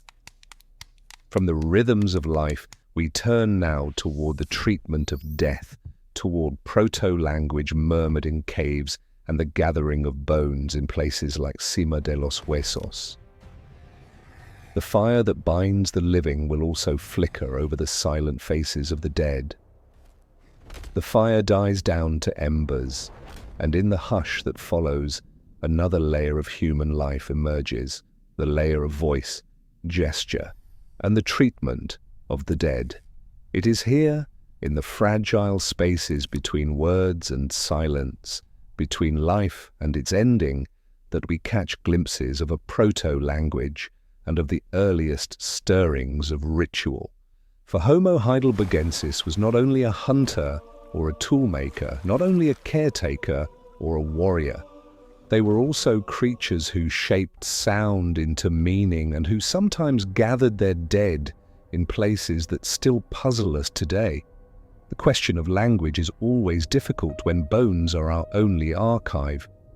Yet, in a few precious remains, hints appear. Some fossils include hyoid bones, the small, delicate anchors of the tongue, similar in shape to our own. The base of the skull in several specimens shows patterns that suggest a vocal tract capable of complex sound, not merely grunts and roars. These anatomical details do not prove fluent speech, But they open the door to the possibility. They suggest that our ancestors could form more than cries of alarm. They could shape calls, vary tones, and perhaps string sounds together into rudimentary structures of meaning. They may have sung before they spoke, intoning rhythms that bound groups in darkness, carrying information in melody before syntax was born. Imagine yourself in the night, huddled near a dwindling fire. Beyond its circle, hunters spread out into the dark, following the movement of game. Words, as we know them, do not yet exist, but sounds do. A sharp click of the tongue, a hiss of air through the nose, a pop of lips pressed and released. These become signals. One click means turn left. Two mean halt. A low hum means danger near. In the stillness, these sounds carry with clarity, their simplicity cutting through night air more sharply than whispers. It is a quirky and haunting thought that perhaps the very first codes of human language were not words at all, but patterns of clicks and hisses, spoken into darkness as a kind of living Morse code. They are the phantom roots of speech carried on breath and imagination. Such vocal possibilities also open speculation about the emotional lives of these people. A low hum might soothe a child. A rhythmic chant might accompany the sharpening of tools. A rising cry might summon a group into sudden action. If language was not yet full, it was already rich. It served to bind, to alert, to share, to comfort. It is not difficult to imagine that the seeds of song and poetry were already present, carried in voices around fires beneath a canopy of stars. But the voice was not only for the living, it may also have been raised for the dead. At Sima de los Huesos in the caves of Spain, we saw earlier how bodies accumulated. Some scholars argue that the gathering of bones there was not chance but deliberate. If true, then Homo heidelbergensis practiced something profound, the deposition of the dead with intention. Whether this act was symbolic or practical is debated, but either way, it reveals a change. Death was not ignored, it was addressed. The pit of bones is deep, dark, and hidden. To place bodies there required effort. They had to be carried, lowered, or dragged into its depths. Such exertion makes sense only if meaning was attached. Perhaps it was pragmatic, disposing of corpses away from camp to avoid disease or scavengers. Perhaps it was symbolic, gathering the dead in one place as a gesture of connection or of reverence. Both interpretations hold weight. What matters most is that the dead were not left where they fell. They were moved, collected, and placed. This decision, repeated across dozens of bodies, suggests thought beyond the immediate. It suggests awareness that death needed response. Picture the scene as you might imagine it. A group carries the body of a fallen member, shoulders hunched beneath the weight. They descend into a cavern, torches flickering against damp walls. The smell of smoke mingles with the heavier scent of decomposition. Voices murmur in low tones, clicks, hums, sighs, sounds that carry not just instruction but emotion. At the edge of a pit they pause. The body is lowered, bones joining the silent company already gathered there. For a moment they stand, torches reflected in eyes, the air heavy with silence. Then they turn, climbing back toward the light, leaving the dead to the earth. Whether this was ritual or practicality, it carries the shape of meaning. The quirky image of proto-language returns here too. Perhaps they used special sounds only in this context, syllables reserved for the dead, uttered only in caves, never in daily life. Such sounds might have been the first prayers, not comprehensible to us, but heavy with intention. In this way, language and burial intertwine, each hinting at a symbolic world just beginning to form. Neither is complete, but both are seeds that would grow in later humans into song, story, and ceremony. Debate continues among scholars. Was the deposition of bodies at Sima an act of reverence, a proto-burial that foreshadows ritual? Or was it merely convenience, a way to discard remains into a natural cavity? The evidence is tantalizing but inconclusive. The same ambiguity applies to language. Anatomical clues point toward capacity, but absence of writing or recording leaves us guessing. What is undeniable, however, is that both language and burial represent leaps in abstraction. They show minds capable of conceiving relationships beyond the immediate, between sound and meaning, between life and its memory. Step closer into the imagined night once more. The fire glows low, a child stirs, a parent soothes with a gentle hum.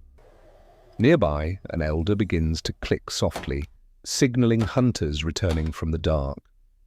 Their silhouettes appear, carrying more than game. Wrapped in hide is a body, still and heavy. The group gathers. No words exist to explain what follows, yet actions are eloquent. Together they prepare to carry the dead to a place set aside. Together they mark the passage from life to absence. The sounds they utter, low, rhythmic, untranslatable, become the first funeral hymns, carried not by language as we know it, but by breath, by rhythm, by shared intention. Such moments remind us that humanity is not measured only by tools or hunts, but also by the way we respond to silence. To teach a child a signal to lower a body into darkness, these are acts that define us as much as spears or fire. They show that even at this early threshold, people were weaving meaning from breath and gesture, from bone and earth. They were not only surviving, but already beginning to symbolize. As the torches flicker against cavern walls, the air grows heavy again with questions. Were these gestures the first rituals? Were the sounds the first songs? We cannot know. What we can feel is the resonance, the echo across time that reaches us still. And as we leave this chamber, carrying the image of bodies gathered and sounds murmured, we step toward the next reality of human life, conflict not only as chance but as pattern, wounds that suggest organization, and violence that begins to look like law.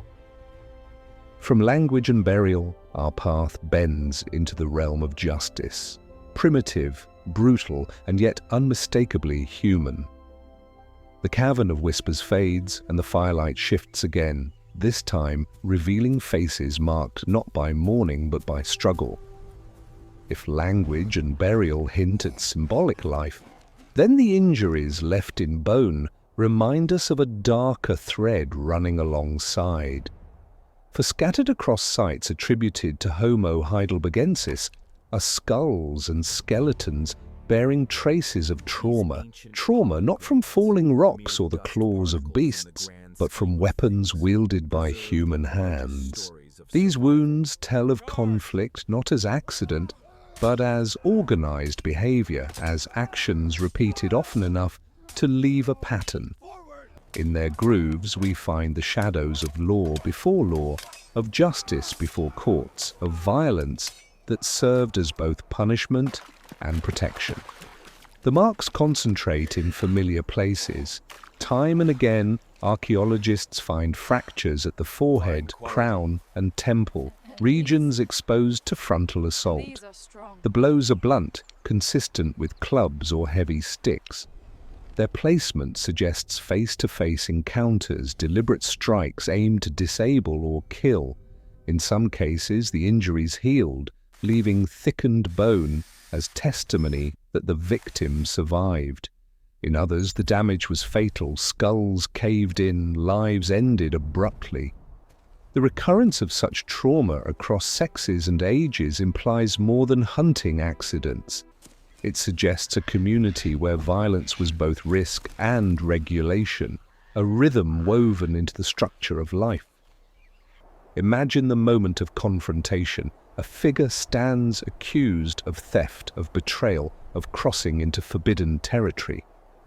The group surrounds them, voices raised in rough chorus. One steps forward with a club, wood wrapped in sinew and plant fiber for grip. The first strike lands on the brow, a dull thud echoing through the clearing. The accused staggers, blood trickling into eyes. A second blow follows, aimed with precision, ending the conflict in an instant. Around the circle, the others watch not with surprise, but with recognition. This is not chaos, it is ritualized enforcement, a brutal form of order understood by all. Such scenes, though imagined, rest on the evidence etched into bone, repeated trauma, consistent patterns, social violence codified in gesture. The quirky detail lies in the impressions left by certain weapons. In one case, fracture patterns resemble the outline of a swallowtail, as though the club's grip, bound with twisted fibers, imprinted its shape into the bone upon impact. Picture that moment, a hand clenched around wood, fibers creaking, the swing arcing through air, the strike leaving not only break, but signature. To the archaeologist, such patterns are like fingerprints, hints of the weapon's very design captured in the skull of its victim. It is a macabre autograph, unintentional, yet enduring. Debate, however, is inevitable. Were these injuries the result of raiding, bands clashing over territory, water, or prey? Or were they acts of internal discipline, punishments inflicted on members who broke unspoken codes? Some scholars argue that the prevalence of trauma across sexes and ages points to raids, surprise attacks that left no one exempt.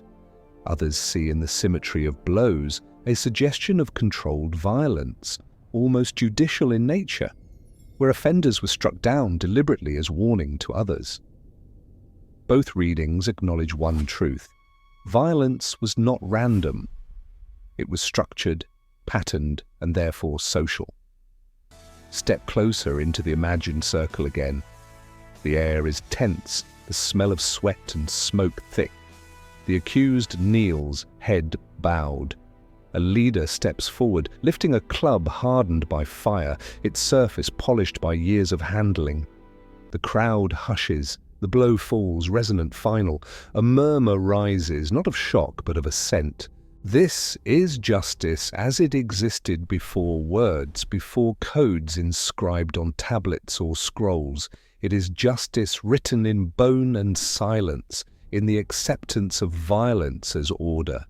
One can almost hear the hush after the strike, the collective exhale, the quiet return to routine. Brutality and law are twins here, indistinguishable in their infancy. Such scenes unsettle because they resonate. The instinct to enforce rules through force is not foreign to us.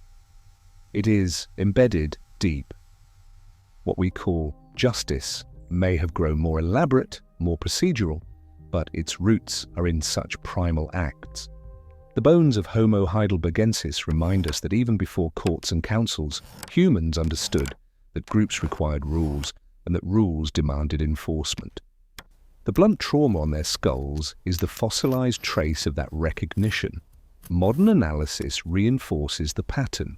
CT scans reveal fracture lines consistent with repeated strikes, with angles and forces beyond accident.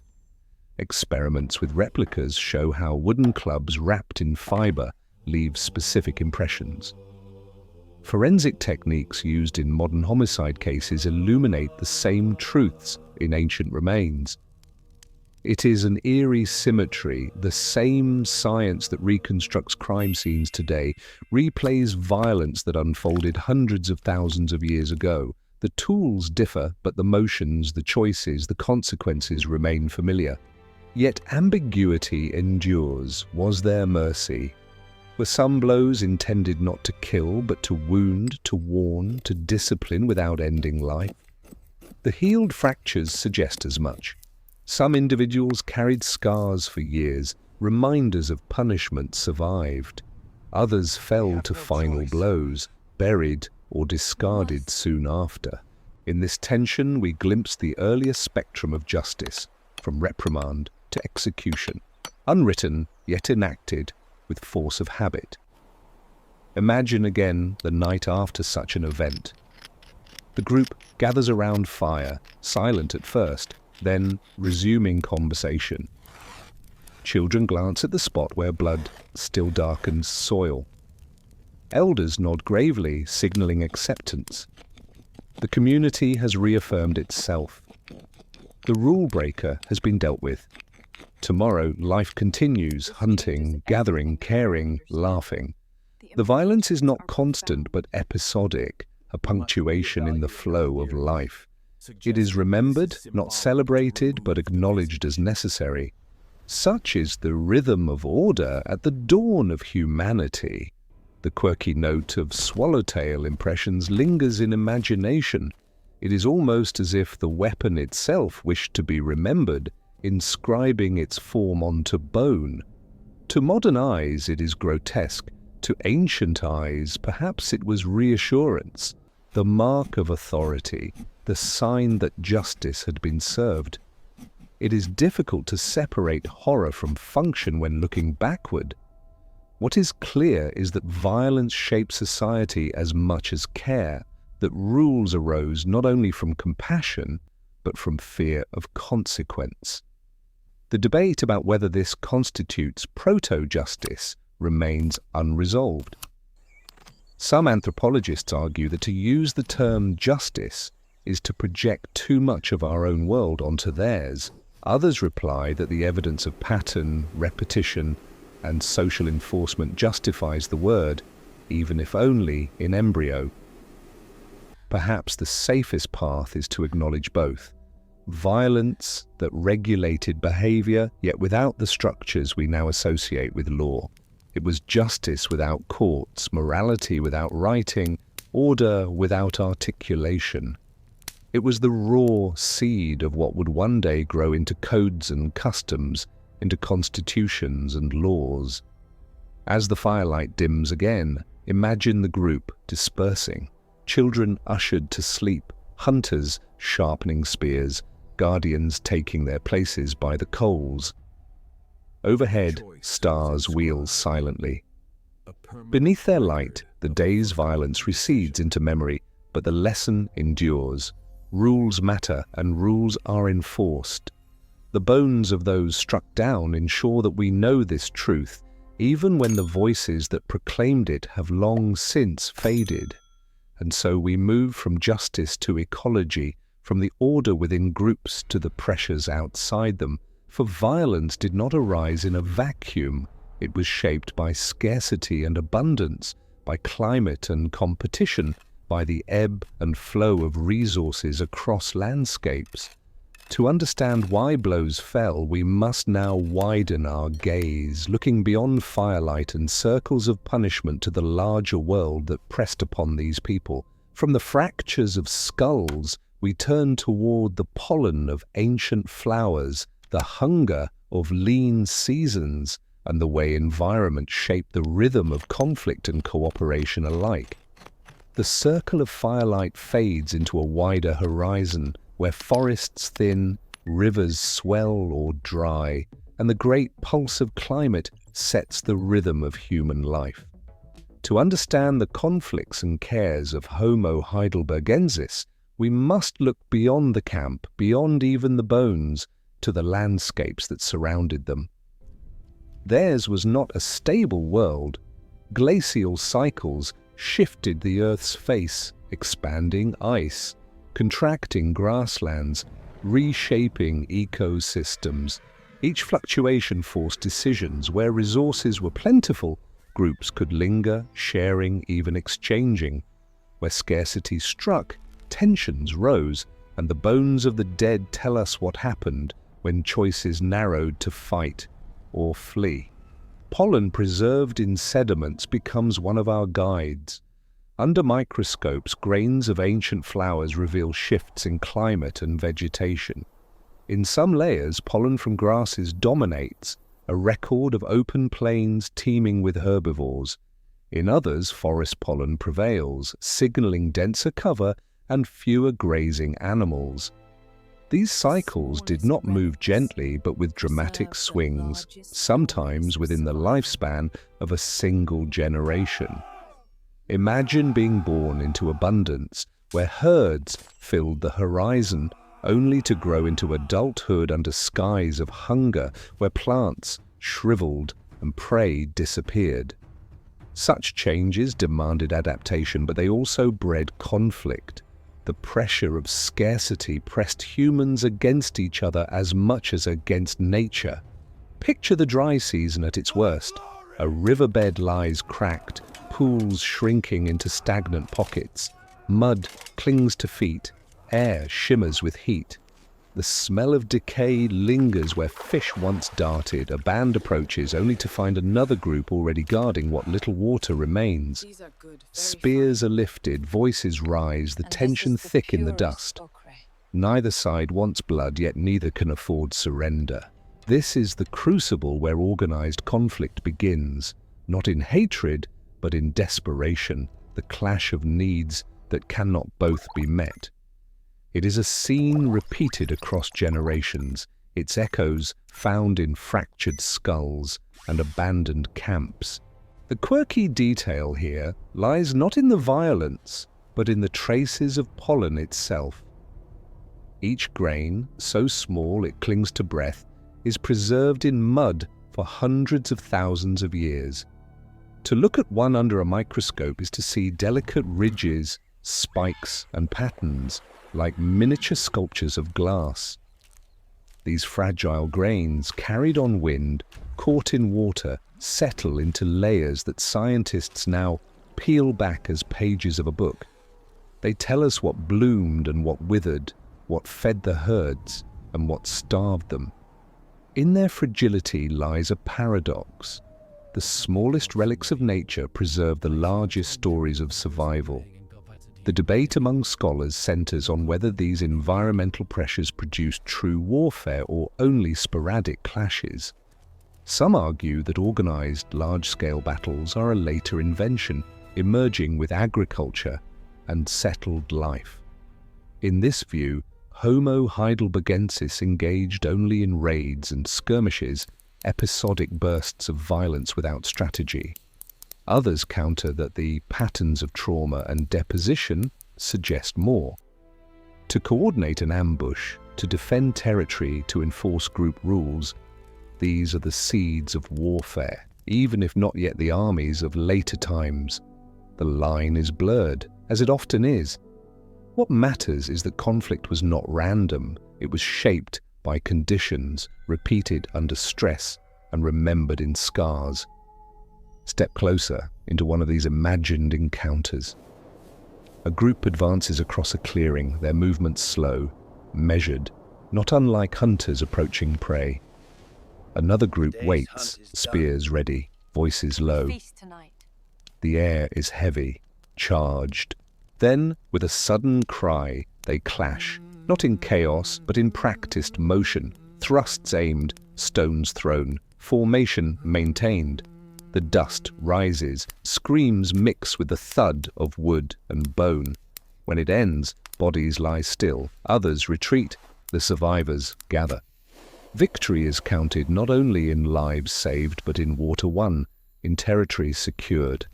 It is organized enough to be more than a brawl. It is the dawn of warfare, written in the language of necessity. And yet cooperation also thrived in these same conditions. Scarcity sometimes encouraged exchange rather than conflict. Evidence of materials transported over long distances suggests contact between groups, perhaps trade of stone or pigments, perhaps the exchange of mates to reduce inbreeding. Such interactions required trust, however fragile, and demonstrate that human life was never solely about violence. Like the pollen grains that show cycles of bloom and decay, human behavior oscillated between cooperation and competition. The story is not one of endless war, but of tension, adaptation, and choice. Modern reconstructions of climate add texture to this story. Core samples from lakes and seas chart temperature swings, ice advances, droughts, and floods. Against this backdrop, the actions of small human bands gain clarity. They were not monsters inventing violence for its own sake. They were creatures pressed by forces beyond control, adapting as best they could. Sometimes they chose care, sometimes conflict, sometimes they shared, sometimes they struck. Their bones record the consequences, the pollen records the context. Together, they weave the tapestry of human struggle against environment and self alike. Imagine the sensory world of such shifts. When abundance reigned, the air was rich with the smell of dung from great herds, with the calls of birds rising over grass. When scarcity struck, silence fell heavy, broken only by the croak of ravens over carrion. The taste of sweet water gave way to the bitterness of stagnant pools. The touch of wind across skin, once cooling, grew harsh and desiccating. Such sensory swings shaped not only bodies, but minds, training humans to expect change, to live with uncertainty, to endure both feast and famine. In this endurance lay resilience, but also the seeds of strife. The debate over organized warfare's origins, then, is less about whether violence existed, it clearly did, and more about how structured it was. Were these early humans capable of strategy, of coordinated tactics, of collective memory of conflict? Or were they bound to reactive bursts, instincts sharpened by hunger and fear? The answer may be that both were true depending on time and place. What matters for us is that even in the deep past, humans lived in cycles of tension, responding to pressures with a spectrum of behaviors from cooperation to cruelty. They were already complex, already contradictory, already human in ways we recognize and recoil from at once. As the winds shift once more across the ancient plains, we leave behind the pollen and the scars, carrying with us the image of people walking a tightrope between survival and violence. Their world was harsh, their choices limited, but their actions carved paths that would echo into all later history. Ahead lies the final reflection, where we gather these threads, the spears and skulls, the fires and pits, the care and cruelty, and weave them into a conclusion. From the lurching steps of Homo heidelbergensis, we move toward our own place in the lineage, toward the recognition that the past is not destiny but a mirror. The final chapter slows its rhythm, softening like dusk, to leave us with embers and stars, with echoes of footsteps fading into night.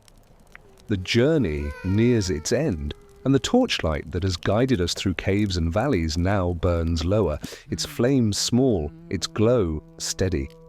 Around us, the echoes of the past linger. Fractured skulls, sharpened spears, grooves etched in bone, voices humming in the dark. Each fragment has spoken, not in sentences but in whispers, guiding us across hundreds of thousands of years. And now, as we pause, we gather these whispers together, weaving them into a final reflection beneath the wide, star-scattered sky. Homo heidelbergensis stands at the threshold of humanity. Their bodies were robust, their arms strong, their brains nearly as large as our own. They hunted with spears balanced like javelins, glued stone tips with tar, carved bone into tools, and carried fire across landscapes. They cared for the weak, burying or at least gathering their dead, and they raised voices, clicks, hums and chants, that may have been the roots of language itself. In them we see a mirror, both familiar and strange. They were not yet us, but they were not wholly other. They are the bridge across which Neanderthals, Denisovans, and modern humans would eventually walk. And yet their story is not one of light alone. Their bones carry the marks of blows, their skulls fractured by clubs, their faces cut by stone blades. They were capable of compassion, yes, but also of cruelty. They fed one another and may have fed upon one another. They shared warmth by fire, yet they also shed blood in conflict. This duality runs like a thread through their existence, as it does through ours. It reminds us that the human story is never simple. It is woven of contradictions, each generation choosing how to balance care and violence, memory and forgetting, survival and meaning. Imagine now a camp at dusk. The hunters have returned, spears stacked neatly against stone. The air carries the scent of roasted meat and resin still sticky on hafted points. Children laugh softly, rolling bones in play.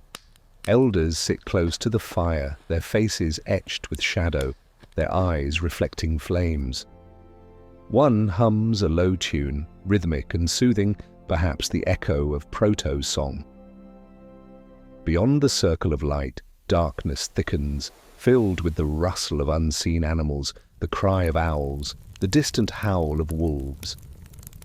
Within the camp, there is warmth, community, safety. For this night at least, they are together. For this night, survival is enough. The quirky detail of their nightly rhythm returns, the ember carried, the watch kept, the fire tended hour by hour. Someone is always awake, poking at coals, breathing softly against sparks. The stars wheel overhead, slow and indifferent, while human hands keep a fragile flame alive. It is a motif of continuity, a symbol of the human condition itself. We are the keepers of fire, carriers of warmth, protectors of fragile light in a vast, cold night. From them to us, the ember has never gone out. Debate still surrounds their place in our lineage. Were they direct ancestors of us, or cousins who diverged toward Neanderthals and Denisovans? Were their behaviors symbolic beginnings of culture, or only practical adaptations mistaken for ritual? The bones do not give clear answers, yet perhaps certainty is not what matters. What matters is recognition, that we are bound to them through time, through choices both tender and brutal, through the same sky and the same earth. They remind us that humanity was never inevitable, never linear, but a path carved by endurance and imagination. Step once more into their world.